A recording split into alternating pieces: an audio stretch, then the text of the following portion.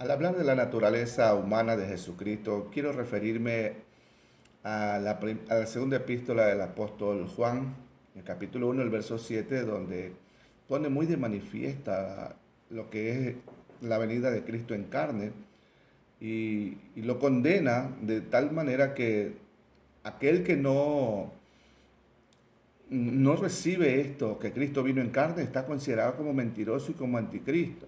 Entonces, la naturaleza humana de Cristo prácticamente se refiere a esa identidad como verdadero hombre que Él vino aquí a la tierra y es tan fundamental para la teología cristiana, porque nos indica eso que cómo Cristo compartió su naturaleza en esa forma de nacimiento, de crecimiento, en esas limitaciones humanas, en esas experiencias humanas y todo aquello, como podemos ver en el nacimiento, podemos ver la encarnación, lo que es la doctrina de la encarnación, cuando habla en Lucas capítulo 1, versos 26 al 38, que hubo un anuncio ya de que Cristo venía a nacer de una mujer, de una virgen en este caso.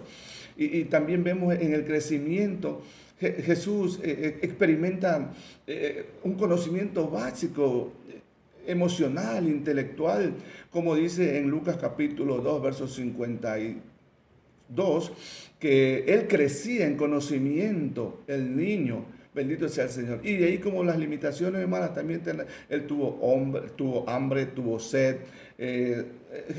Jesús sintió eso de que sentimos nosotros. Él tuvo sentimiento. Hebreos también dice que en los días de su carne y en su obediencia, él pudo clamar, él pudo a quien él podía librar de la muerte. O sea, hasta sintió como un poco de retroceder para la misma muerte, como nosotros nos toca en la naturaleza humana, ciertamente.